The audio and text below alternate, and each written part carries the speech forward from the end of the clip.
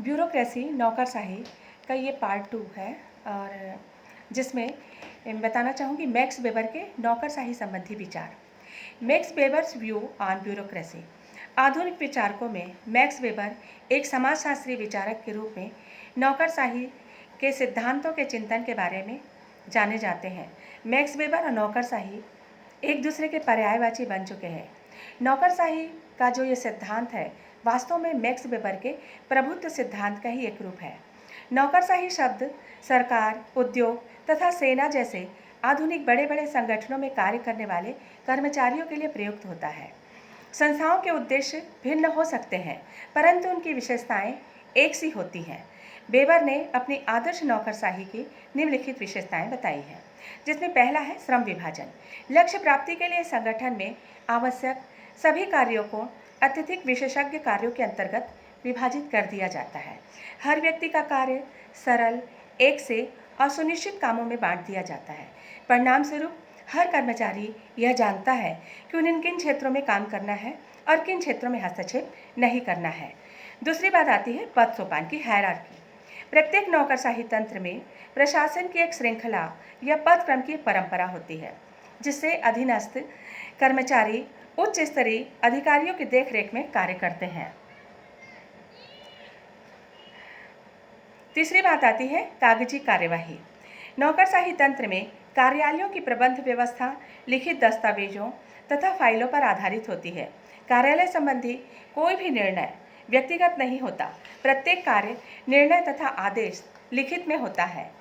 फाइलें, punch cards अथवा computer, tape आदि संस्था के स्मृति कोश हैं, जो भविष्य के कुशल निर्णय लेने में सहायक होते हैं। औपचारिक नियम और प्रक्रियाएं। नौकरशाही संगठनों में औपचारिक नियम एवं प्रक्रियाओं पर निर्भरता रहती है। ये नियम और प्रक्रियाएं स्थिर एवं व्यापक होते हैं। पांचवा है आजीविका। नौकरशाही के सदस्य के रूप में नौकरी को प्रत्येक कार्मिक अपनी आजीविका बना लेता है। संगठन में निम्न पद से उच्च पद की ओर उन्नति की आशा करता है और ये पदोन्नति उनकी योग्यता और वरिष्ठता के आधार पर उन्हें प्राप्त होती है। वेतन। नौकरशाही तंत्र में कर्मचारियों को निश्चित वेतन के अतिरिक्त कर्मचारी को वृद्ध तथा सेवानिवृत्ति हो जाने पर पेंशन दिया जाता है। कहने का तात्पर्य है कि नौकरशाही में कर्मचारियों को वेतन के रूप में पारिश्रमिक भी प्राप्त होता है और जब वे वृद्ध हो जाते हैं तो उन्हें वृद्ध की स्थिति में सेवानिवृत्त होने पर पेंशन प्राप्त होता है। निर्वैयक्तिकता। नौकरशाही का एक मुख्य पहलू यह है कि कर्मचारियों के मध्य संबंध निर्वैयक्तिक होते हैं। संगठन की स्थिति व्यक्ति संबंधों, भावनाओं एवं अनुभूतियों से परे होते हैं। मतलब सारे लोग प्रोफेशनल ही होते हैं। जो भी निर्णय लिए जाते हैं वह व्यक्तिगत संबंधों पर आधारित नहीं, परंतु औचित्य पर आधारित होते हैं। आठवीं बात है इसमें कार्यकुशलता। नौकरशाही संगठन अत्यंत कार्यकुशल संगठन है।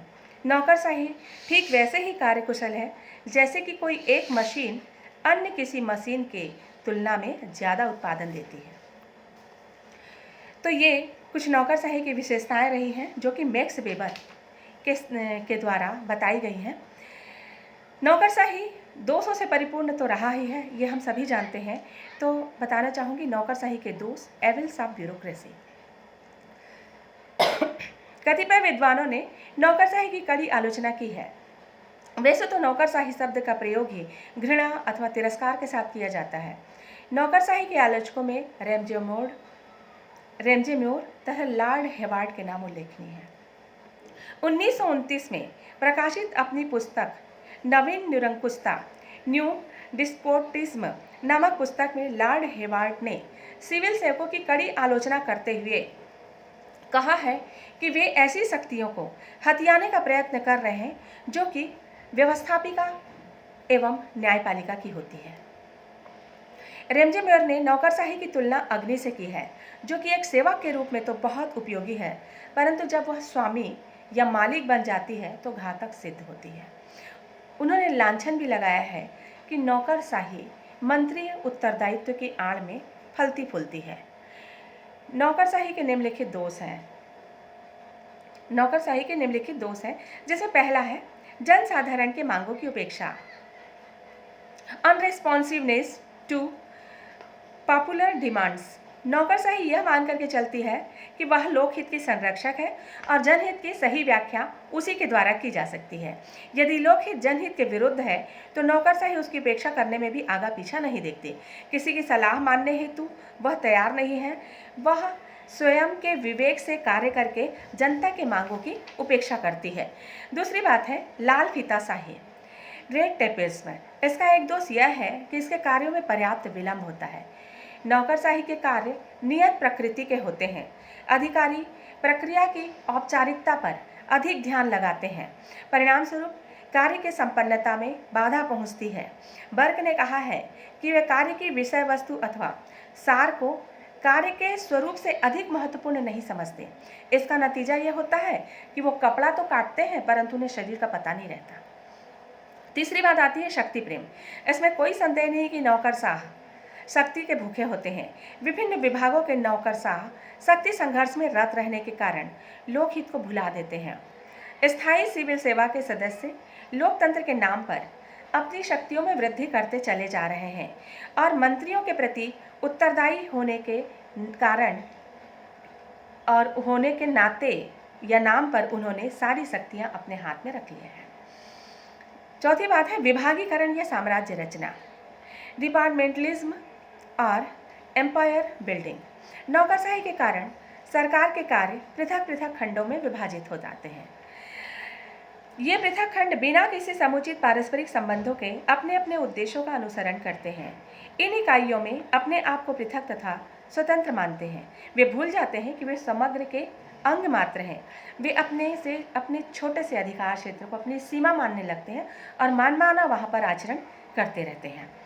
पांचवी बात है अनुदारवादी प्रवृत्ति, सपोर्टर्स ऑफ कंजर्वेटिव्स।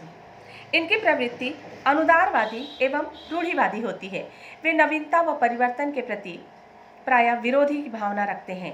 वर्षों तक एक ही प्रकार का यंत्रवत कार्य करते रहने से उनकी मानसिक प्रवृत्ति भी एक ही ढांचे में बन जाती है। वे हर नई चीज के प्रति नकारात्मक दृष्टिकोण रखते हैं।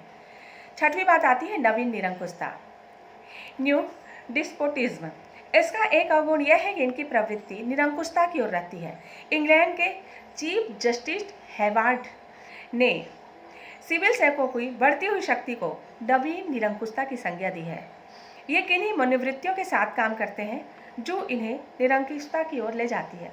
जैसे कि वो ये सोचते हैं कि लोक सेवकों के हित, सामान्य जनता के हित को वही अच्छी तरह से पहचान सकते हैं और वो जो कार्य करते हैं वो एकदम सही है और कानूनों की समुचित परिभाषा उनके द्वारा किया जा सकता है। श्रेष्ठता की भावना, सुपीरियरिटी कॉम्प्लेक्स। इनका अन्य दोष यह है कि इस व्यवस्था में अधिकारियों में श्रेष्ठता की भावना आ जाती है। इनके हाथ में सत्ता होने से इन्हें कुछ विशेषाधिकार प्राप्त होते हैं। वे अपने आप को जनता से अधिक श्रेष्ठ समझने लगते हैं। फलतः शासकों एवं शासितों के मध्य खाई बन जाती है। आठवां है आकार में वृद्धि एवं कुशलता में कमी, encouraging strength and discouraging efficiency. नौकरशाही की प्रवृत्ति होती है कि वह आकार को और अपने सदस्यों की संख्या को निरंतर बढ़ाती हुई चलती है। 50 वर्ष पहले नौकरशाही का जो आकार था वह आज दुगना से भी अधिक हो गया है। अपना प्रभाव व अपनी शक्ति बढ़ाने के लिए वह अधिक उनकी संख्या वृद्धि करने का कार्य इनके द्वारा किया जा रहा है। संख्या में वृद्धि होने से कार्यकुशलता में कमी आती है, यह हर कोई जानता है, लेकिन नौकरशाही के द्वारा अपनी संख्या को निरंतर बढ़ाने का प्रयास किया जा रहा है। तो ये नौकरशाही के कुछ दोष रहे हैं, लेकिन हम सभी को ये मालूम है कि आज संपूर्ण प्रशासन जो है वह नौकरशाही के द्वारा ही संचालित किया जा रहा है और अब तो योग्य, कर्मठ और कुशल लोक सेवक आ रहे हैं जिनके द्वारा बहुत ही जोशपूर्ण ढंग से इस प्रकार के कार्यों का संपादन किया जा रहा है। तो नौकरशाही के दोषों को हम कैसे दूर कर सकते हैं? यदि थोड़ी सी इनकी जो कमियां हैं उनको निराकृत कर दिया जाए तो दोष दूर हो सकते हैं। Suggestion to remove evil of bureaucracy. नौकरशाही के इन दोषों के होने के बाद भी वर्तमान समय में जब सरकार के द्वारा लोक कल्याणकारी कार्य किए जा रहे हैं उन्हें कारगर बनाने में लोक सेवकों की महत्वपूर्ण भूमिका है। सत्य तो यह है कि लोक सेवकों के कारण प्रशासन पहले की अपेक्षा अधिक कुशल, विवेकशील, निष्पक्ष तथा न्याय संगत हो गया है। वर्तमान समय में प्रशासन का अनिवार्य अंग ये लोक सेवक बन गए हैं। अतः मैक्स वेबर, डिमाग, रॉबसन ने इन्हें अनिवार्य की संज्ञा दी है तथा इनकी बुराइयों में संशोधन करके इसे अधिक उपयोगी और उत्कृष्ट बनाना चाहते हैं। इनकी तुलना प्रायः अग्नि से की जाती है और ये कहा जाता है कि ये अच्छा सेवक है,